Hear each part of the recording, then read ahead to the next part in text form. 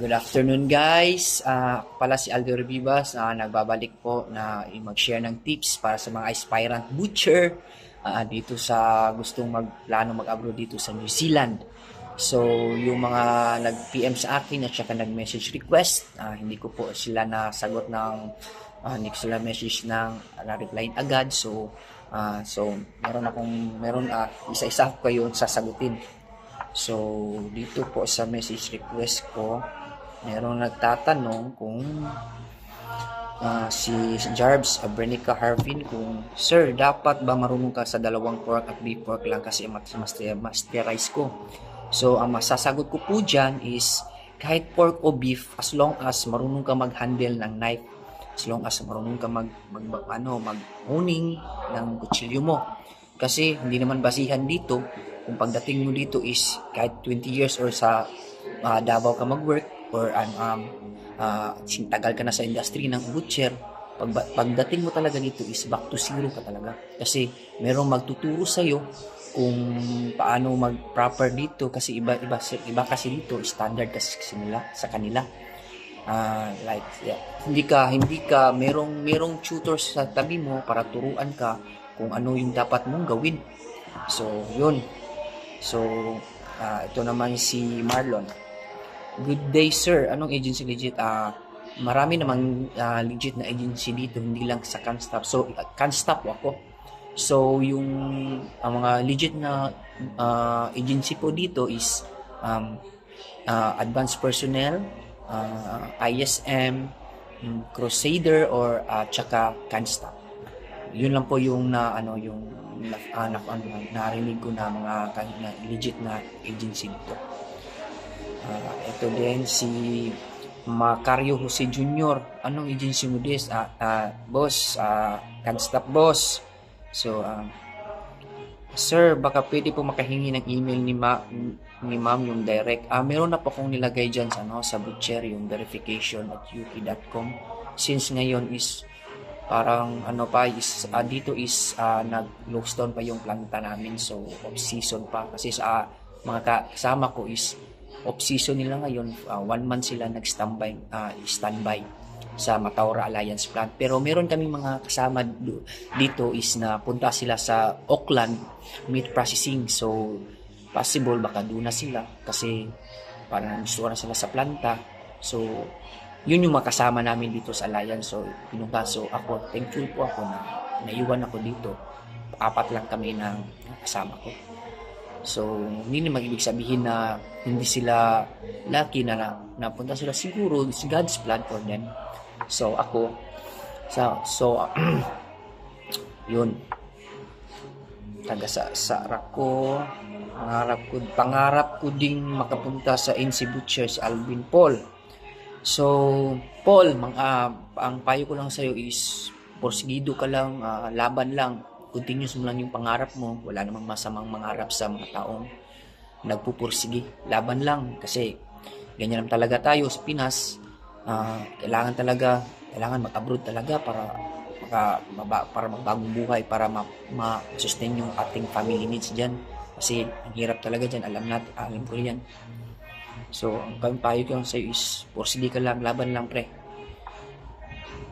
Okay. Lamp up Muton po ba? Opo.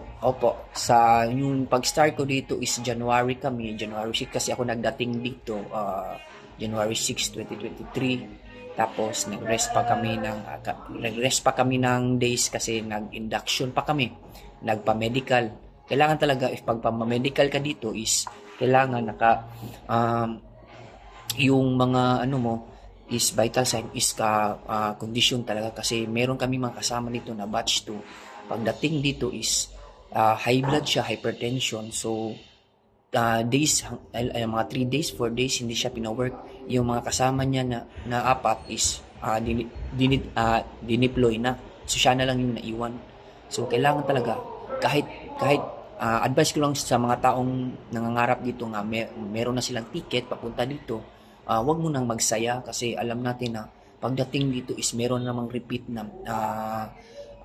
medical. So, kailangan talaga yung sa dugo. Kailangan mo, dapat hindi ka high blood kasi Kasi dito kasi sa New Zealand is safety talaga yung yung lalo na sa planta.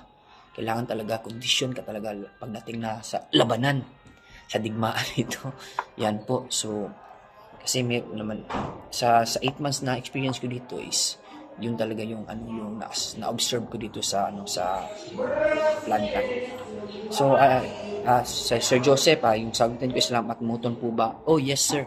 Yung January, yung pag-start ko is January, naglam kami agad at saka muton. So that time is hindi na kami i-train. Kumbati na agad. Tuloy-tuloy na agad. So yung starting salary namin is mahigit is 36 per hour. 35 hanggang paakyat.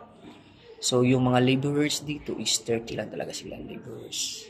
Yung mga picking, yung mga naglalagay sa karton, kahit okay na yun, pera na yun din yun. Kasi as like sa Auckland, minimum na nila is 29. So ang liit, di ba? So mas maganda talaga planta. Para sa akin, pinaka-best yung alliance. Kasi lalo na kung direct ka, mas maganda, may bonuses, may mga give, lalo na holiday pay. Yan talaga yung mga pangarap namin dito ng mga agency, mga under agency na gusto mag-direct sa company. Yan din yung goal ko. Meron pa akong masaktan tanong dito is idol, boss, hello, saan po country sir? Kim June. So andito ko sa sir, sa New Zealand po. So daming mga nagtatanong dito, hindi ko kayo maisa-isa. Pero importante, meron din ako ma-share sa inyo. Lalo na pag meron na kayong visa, at saka meron na kayong pagpunta dito, meron na kayong client, employee. Ito yung first na gagamitin talaga is commission talaga kayo is ito, the softball. Kailangan ganyan talaga kayo para handa sa labanan. Ganito. Ito din. Kailangan ganito. Importante talaga ito. Hindi basihan yung laki ng katawan mo kasi bibigay din yan. Ito talaga yung kamay. Lalo na nag-gym ako, nangangayayat na eh. Kasi sobrang stress, trabaho, mag-cleaners pa. Wala nga ako para lang sa matatlong anak ko. Para may mapadala sa kanilang pera. Bills dun sa Pilipinas, alam natin. Ito din.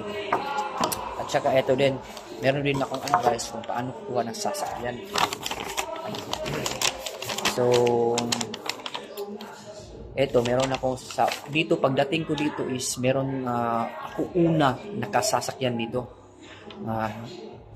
Bali 1 month pa ako, na-observe ko talaga dito yung yung mga rules na dito sa sa daan, kasi iba kasi dito eh. Right-handed dito, din sa Pinas, diba, left. So iba din yung dito ang daan, so kailangan dito ka sa right. Tapos always talaga mag-give way ka, lalong-lalo na pag may stopover. So always give the right. Yun, tapos meron ding roundabout, so always give the right. And then pag walang dito, kahit merong papunta diyan sa left, kahit abante ka lang, hindi automatic na yun sila na mag-stop. Kasi talagang importante yung right giveaway talaga. Lalo na yung roundabout, ganyan. Pero always talaga mag-signal para malaman din nila. Kasi meron kasi mga nakasign dyan signboards. Yun din. And then sa pagkuha ko din ng sasakyan is madali lang talaga dito. Hindi kadulad dyan sa Pinas. Pagkuha ko ng sasakyan dito is sa tao lang ito kasi second hand lang. And then under finance din. Yung visa ko lang pag-apply dito is I have a license, driver's license. So magagamit mo yung driver's license mo dito is 1 year validity lang po. So kailangan talaga is mag-take ka na ng New Zealand's license after 1 year. And then need sila ng bank statement kung nagtatrabaho ka talaga, kasi doon nila i-deduct yung sa sasakyan mo, auto direct debit. And then bank statement yun, hingi sila ng bank statement sa bangko. And then tapos visa, kailangan talaga ng visa. Yun talaga, kasi kahit working visa ka, meron mga dito tumatanggap. working visa, passport. Yan, importante talaga yan, passport. Yung data entry mo pagpasok mo nito, kasi pagpasok mo nito tatakan kasi ng visa stamp eh. Yan po. Then 3 months ago. Hindi, display lang yan. And then yung sasakyan ko is dati is Nissan Qashqai 2013, pero ngayon is pinalitan ko na ng Aqua kasi yung sasakyan ko is sobrang high consumption of gas, so 2.0, so pinalitan ko ng Aqua kasi hybrid kasi. So ang nakandahan ng sa hybrid is may rebates po siya, kaya yung nakalamang ng advance ng Nissan Toyota Aqua. So balik naman tayo. So nung nagpa-register ako sa Nissan is madali lang, mag-online ka lang, ibigay mo lang yung plate mo, and then magbayad ka lang. So madali lang, minuto lang magbalik na agad yung automatic na yung license, yung register mo. Nag-apply na kagikuan, lisensya? Naka-reviewer? Wala pa. Ito din. Ito yung mga kasama ko, guys. Ito siya sa Mataura. Si Francis ang Sakalam. Can't stop. Yan. Ngayon, relax nila ngayon is kasi holiday nila. Off season nila. Baka yan. Baka pro yan, oh. Baka pro Francis. Batang Mantas. Ito, guys. So, ibabalik ko pala yung mga requirements pala dito kung paano mag-apply sa agency namin is yung requirements pala yung in-apply ko dito is kailangan talagang legit kang working sa Pinas 3 years up to 5 years, guys. So 3 years to 5 years, guys. And yung mga kasama ko dito, doon sila, malis sila agad. 3 years to 5 years, guys. Kung nagtatrabaho ka sa isang company dyan, kailangan meron kang certificate na mapapakita kasi tatawagan nila at iba-background check ang yung reference mo kung talagang nagtatrabaho. Paano ba kung ano bang trabaho mo dyan, kung mabait ka ba, marunong ka team innovation, kasi importante talaga dito. Nagpapasalamat din ako sa training namin sa Pampanga kasi sa GB City, kasi may natalakay kami team innovation, lalong nagamit namin dito sa planta, kasi halos kasi dito is teamwork talaga, kasi human yung yung process namin. Kapag merong natambakan dito ng karne, natambakan na karne dito, is kailangan talagang tulungan talaga, kasi hindi basta-basta yung trabaho namin, madalian. Lalong-lalo na yung kinakatay namin is 2,000. Yan po. Kailangan talaga lalong-lalo na yung kutsilyo is talang pulido talaga, kasi kapag ito ang mapupurol, na-stuck yung karne mo, ang yung outcome ng kalabasan ng karne is pangit talaga. Pero okay lang, at least lalong-lalo na sa mga baguhan, lalong-lalo na sa yung mga learners, ganyan. Katulad ko, yung learners pa ko ngayon kasi first time din ako nakapasok sa winter kill. Yan ang tawag namin sa Alliance ngayon, sa mga Bobby Cubs o BB Cow yung tawag dyan sa amin ngayon na process namin. Bine-breakdown namin yung primal, yung BB Cow, tapos pagdating is kami pa yung magdidibon, tanggalin yung mga buto yun. Tapos hindi katulad sa lam at saka muton, yung machine na yung gumagamit yung nag-primal cut niya. Tapos pagdating sa amin, naka-steady lang kami dyan, and then kung isa lang yung dadamputin namin, pabalik-balik until matapos yung oras. Pero meron naman dito na rotation para at least hindi yung kamay mo hindi ka mapagod, at least adjust na naman. So kailangan talaga yung rotation. At saka wala akong ma-share sa inyo sa beef, guys, kasi hindi kasi ako familiar sa beef. Familiar na ako sa pork, sa lamb, mutton, at saka Bobby Cubs o BB Cow. BB Cow lang. Kasi yung sa kanila, yung mga kasama ko is yun sila mga beef yun sila. So, slaughter yun sila. So, yun. So, yung mga guys, hindi ko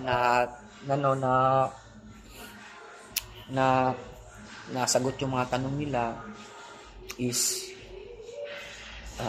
porsigido lang kayo guys. Porsigido, mag-pray kay God. Yun lang guys. Susunod naman yung mga share kong tips sa inyo guys. Bye guys.